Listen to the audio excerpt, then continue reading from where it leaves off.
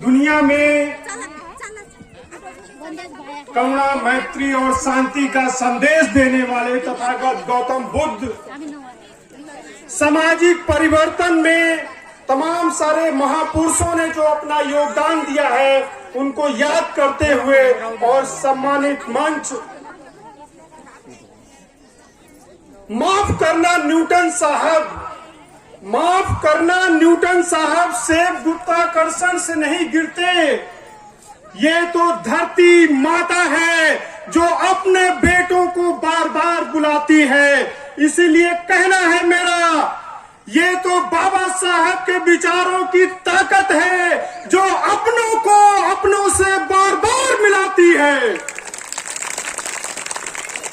यकीनन तिगांव बौद्ध बिहार की पूरी आयोजन टीम की तरफ से आज ये आयोजन हो रहा है वर्धापन दिन 16वां का।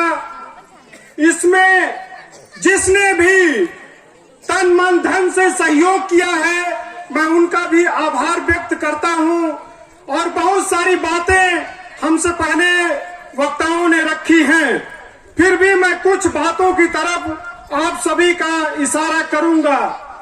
सबसे बड़ी जो संसद है देश की पार्लियामेंट, अभी हमारे सब पहले वक्ता सुनील डोगरे जी इशारा कर रहे थे, देश के माननीय प्रधानमंत्री ने कहा आरक्षण जो है खत्म होना चाहिए, यकीनन खत्म होना चाहिए। हम लोग विश्वविद्यालय में और तमाम सारे कार्यक्रमों में इस बात को कहते हैं कि आरक्षण को खत्म होना चाहिए, लेकिन वहीं पर माननीय काशीराम ने जो भी कहा है जिसकी जितनी हिस्सेदारी उसकी उतनी भागीदारी होनी चाहिए।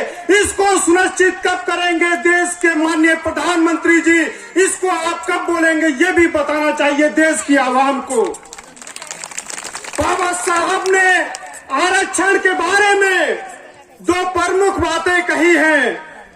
सबसे पहली बात यह है कि सबको अवसर में समानता मिलनी चाहिए, यानी कि जो हजारों सालों से जिनको तमाम सारे सेक्टर्स में उनको प्रतिनिधित्व नहीं मिला है उनको प्रतिनिधित्व मिलना चाहिए।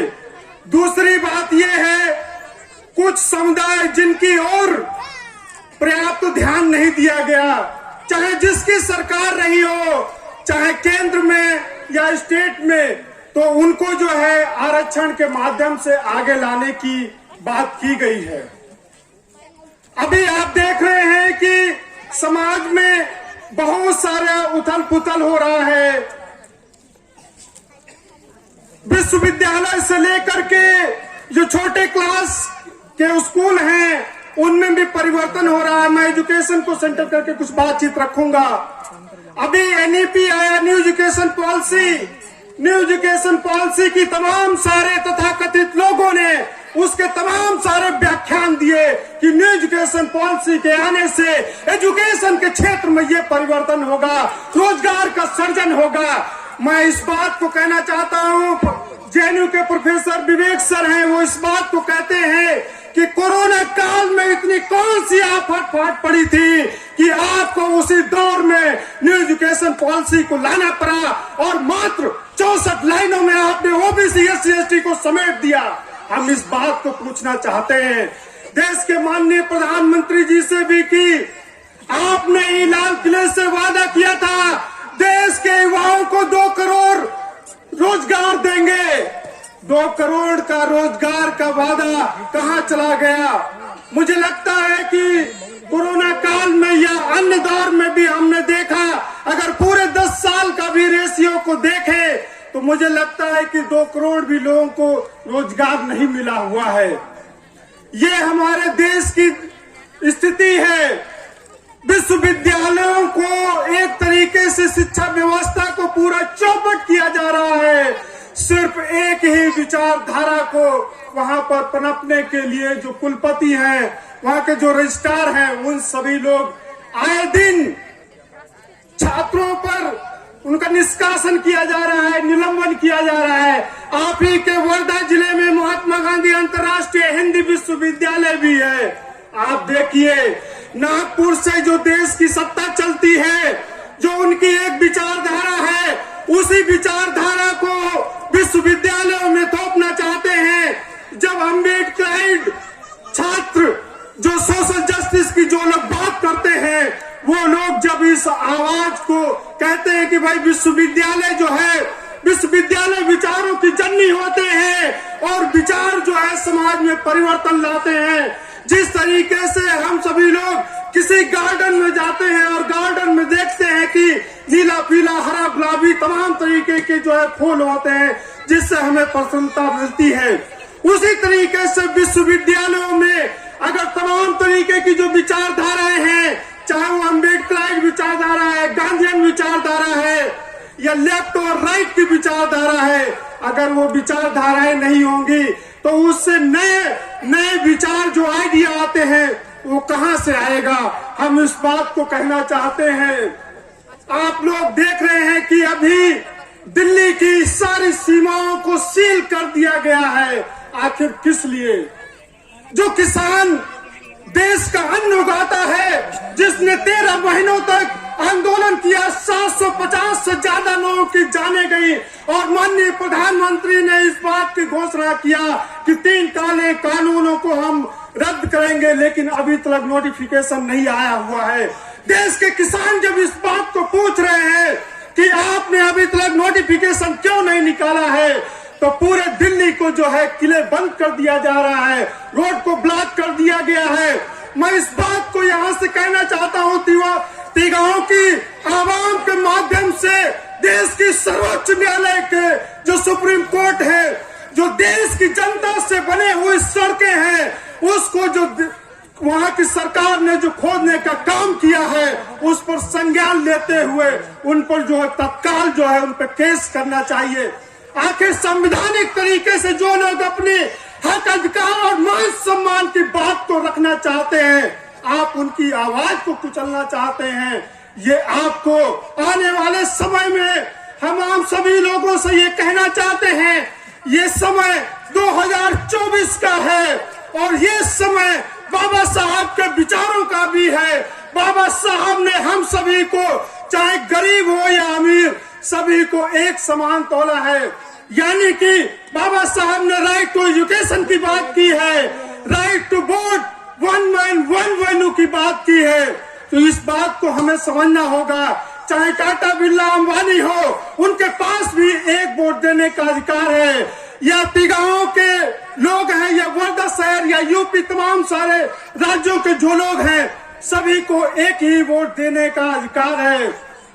मैं यूपी से आता हूँ, अभी मैं लखनऊ गया हुआ था, सूरज दुबे भाई से बात हो रही थी तो मैंने कहा था मैं प्रोग्राम में आ जाऊंगा। आपने देखा जिस प्रदेश से मैं आता हूँ उसमें 4 बार सरकार बनी और उस सरकार के बनने से रातों रात जो बहुजन समाज के महापुरुष हैं, जो उन्होंने काम किया है, अगर आप अंबेडकर पार्क में जाते हैं तो आपका सीना गर्व से चौड़ा हो जाता है। वो इसलिए क्योंकि सत्ता जब होती है, सत्ता ही वो विचारों की जननी है जो अपने लोग लिए काम करती है। तो मुझे लगता है कि अपने वोट की ताकत को समझिए। मैं यहाँ पर देखता हूँ कि हमारे लोग बुद्धिस्ट समाज के सबसे ज्यादा हैं और इस विदर्भ के इलाके में अम्बेडकरी समाज के तमाम सारे कार्यक्रम होते हैं, इतने हमारे यूपी में नहीं होते हैं। लेकिन हमारे समाज के लोग तमाम जगह बिखरे पड़े हुए हैं। भाई तमाम सारी राजनीतिक पार्टियां हैं, हमें संगठित होना होगा। जब तक हम प्रेशर ग्रुप नहीं बनेंगे, चाहे वो आरक्षण का सवाल हो, चाहे रोजगार का सवाल हो या किसानों का जो सवाल है, किसानों को सब्सिडी जो मिलनी चाहिए, खाद पे बिजली पानी का जो सवाल है, आए दिन हमारी माताओं बहनों के साथ में जो रेप की घटनाएं होती हैं, इसके खिलाफ में हमें लड़ने की जरूरत है। तो आखिर वो सब कैसे होगा? वो सिर्फ मैंने अभी तक जो स्टडी के माध्यम से पाया है वो 2 तरीके से हो सकता है।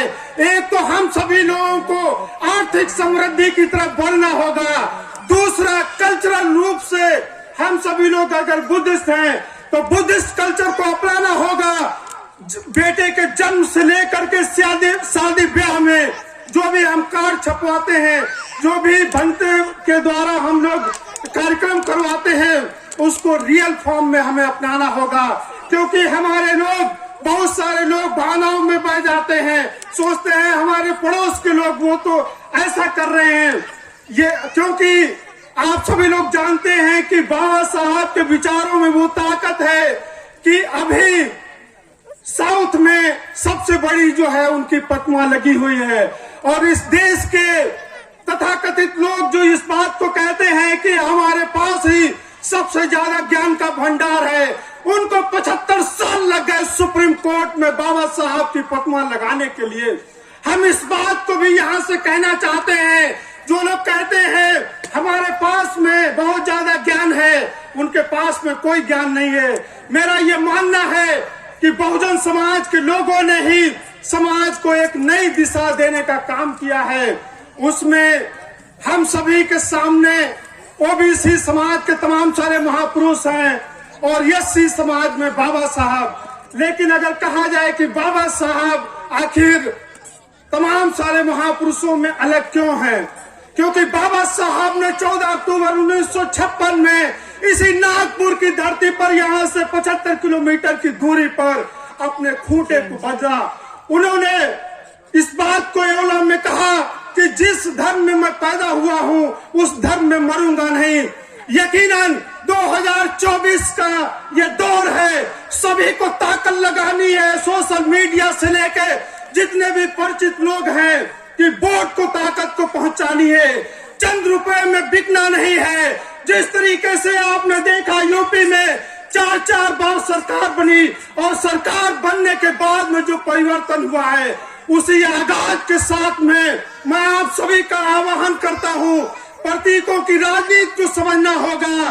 क्योंकि प्रतीकों की राजनीति में बहुत सारा परिवर्तन छिपा हुआ है। उसके लिए दृढ़ संकल्प होना चाहिए, उसके लिए दृढ़ इच्छा होनी चाहिए। तभी मुझे लगता है कि ये सामाजिक परिवर्तन का जो कारवां है, उसको सार्थक रूप से हम महापुरुषों के सपनों का जो भारत है, अपने सपनों का जो भारत है, यकीनन आने वाले समय में हम उसको मूर्त रूप दे पाएंगे। इन्हीं चंद शब्दों के साथ में मैं अपनी बात को समाप्त करता हूँ और 2 लाइनें कहना चाहता हूँ। मिटा दो जुर्म की आंधी, मिटा दो जुर्म की आंधी, यही आह्वान करता हूँ। हक को छीन लो जबरन, खुले आम कहता हूँ। जय भीम, जय भारत, जय संग्राम, सेवा जोहार।